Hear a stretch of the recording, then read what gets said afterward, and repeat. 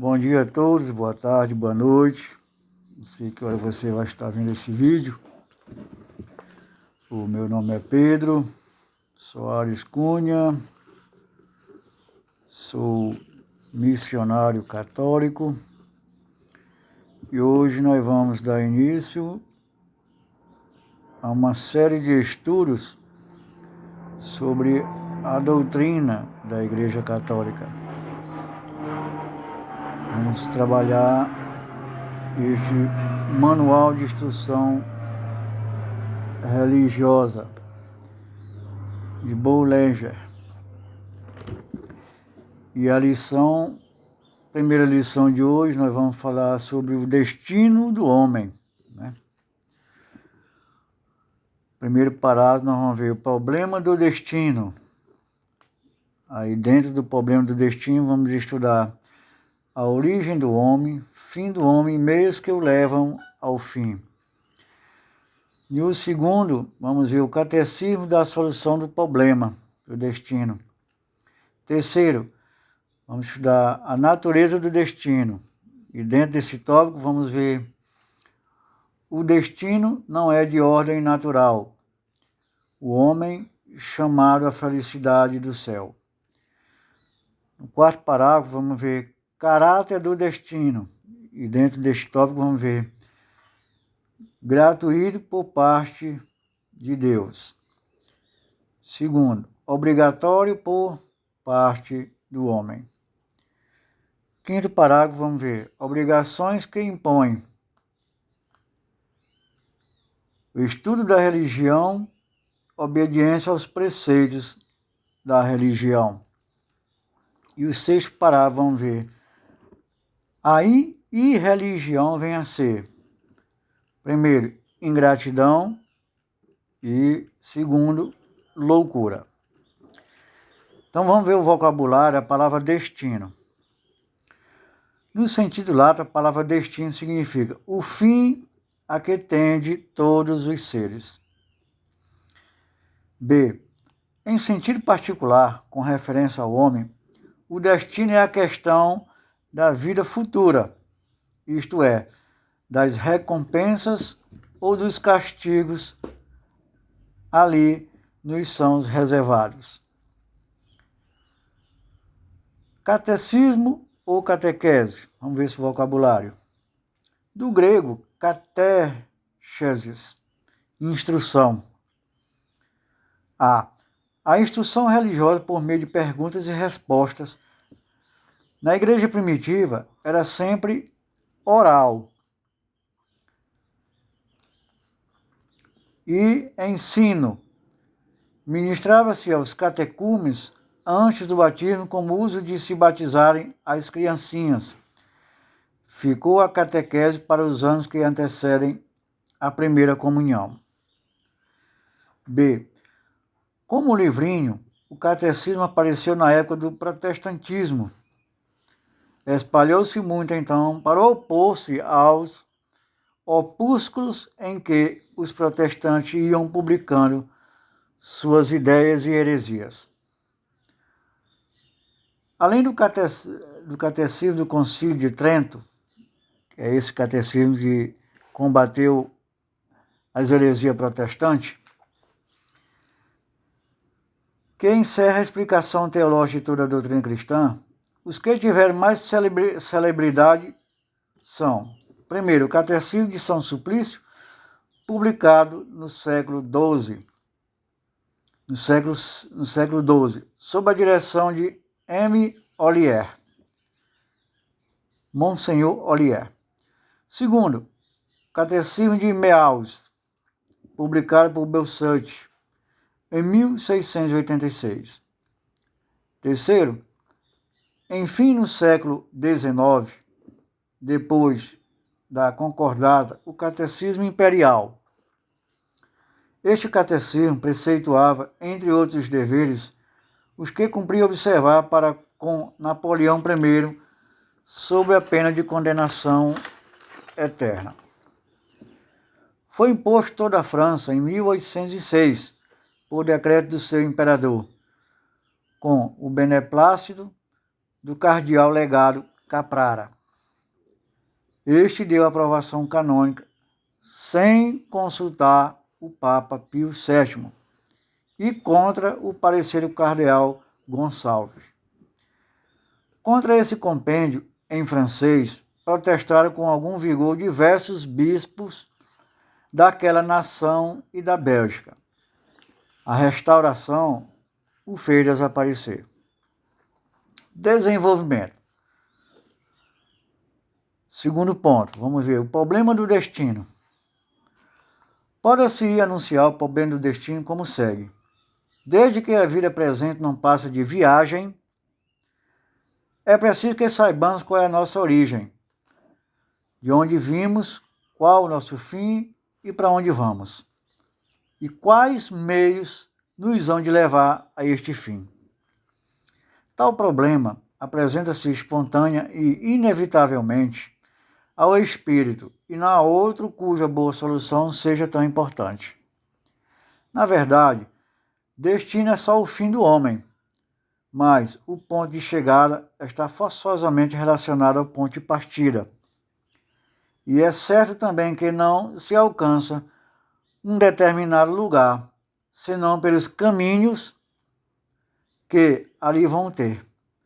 Logo, as três questões, origem, fim e meios de conseguir o fim, estão intimamente ligadas e exigem uma solução.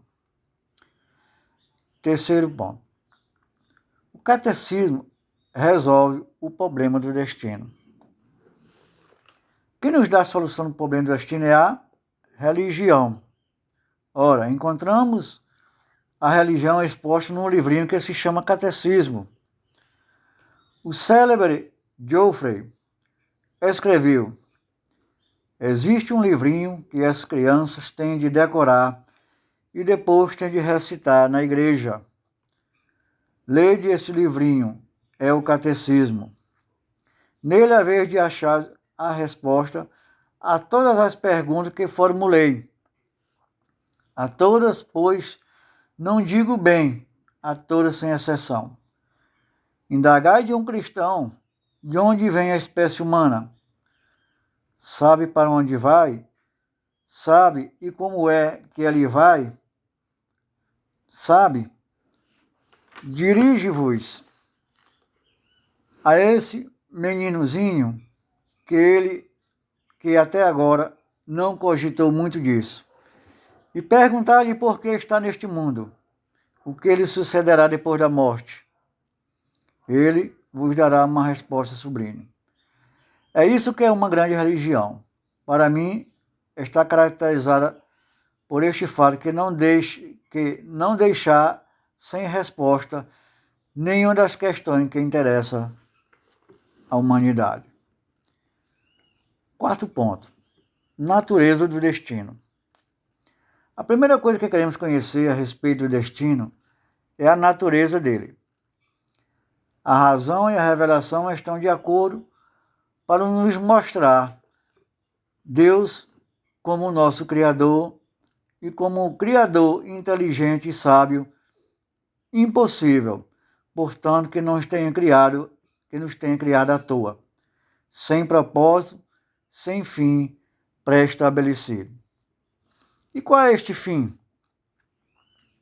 Foi feito o homem para uma felicidade efêmera, deleites do corpo e gozo do espírito que acabam com a morte? Ou então, pelo contrário, será que a morte é mera transição, introduzindo o homem no seu destino verdadeiro? E neste último caso, de que ordem é o nosso destino? De ordem natural, isto é, a plena extensão, o complexo desenvolvimento das nossas faculdades, ou de ordem sobrenatural, elevando o homem acima de sua natureza? Todos esses quesitos são respondidos satisfatoriamente pela religião. Com efeito, ela ensina que o homem está na Terra, antes de tudo, para promover a glória de Deus, e não para gozos terrenos. ensina que o homem está neste mundo para ganhar o céu e tornar-se participante da vida divina. Quinto ponto. É livre destino ou é obrigatório? Agradou-se Deus de elevar o homem a um estado sobrenatural e de lhe conceder, numa vida ulterior, a realização perfeita desse estado. Será lícito ao homem aceitar ou recusar este destino sobrenatural? É outra pergunta de suma importância.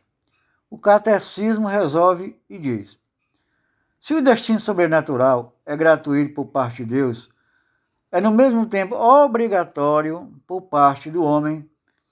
Deus nos dá por bondade, e esta bondade divina chega a nos impor para que nós, leviandade, nos não embrulhe de tão grande privilégio.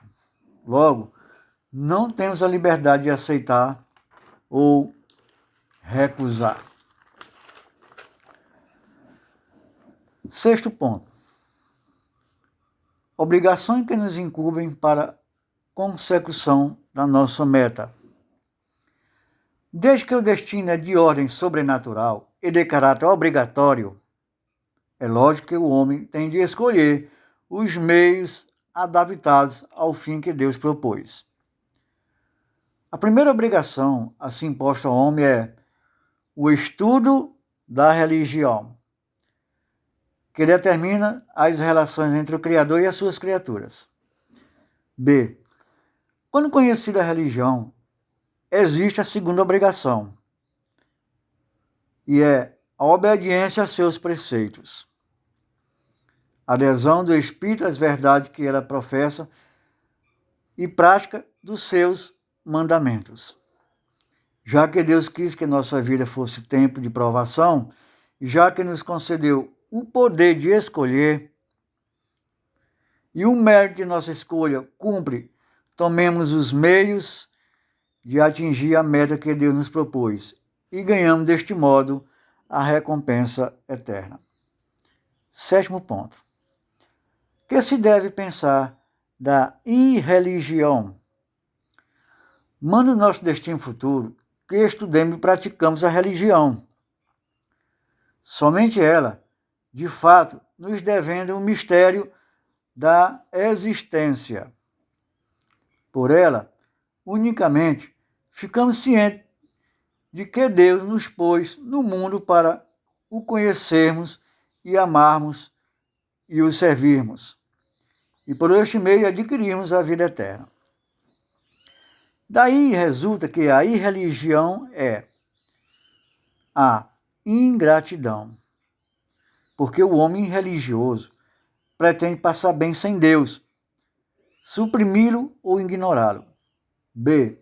É loucura, porque o homem não pode duvidar de uma coisa, que há de morrer.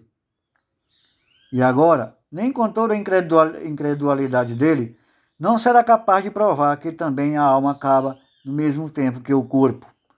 Logo, quem não está precavido de sobreaviso e vai vivendo como se Deus não existisse, procede estultamente.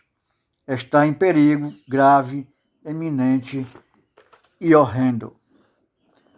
Conclusão prática desse nosso estudo hoje. Por ser a ciência da religião a ciência mais importante e até a única necessária, assiste-nos a obrigação rigorosa de estudarmos, de aprofundarmos, para termos dela conhecimento sério e esclarecido. Após a morte, Deus não se informará se tivermos sido ricos e sábios, mas se nos instruímos acerca da nossa religião e, sobretudo, se a observarmos. Segundo, não creio que alguém possa ser virtuoso sem religião, disse Jean-Jacques Rousseau. Disse ele: por muito tempo tive esta opinião errônea, mas agora sei a verdade. Para os estados, a ignorância a respeito de Deus é o maior dos flagelos, disse Platão. Muito bem, queridos amados irmãos, vamos ficando por aqui.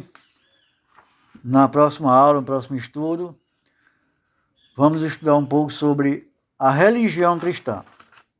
A paz a todos, que o amor de Deus nos guarde e nos proteja de todos os males, para todos sempre. Essa é a nossa vontade. Até mais, até a próxima oportunidade. Amém.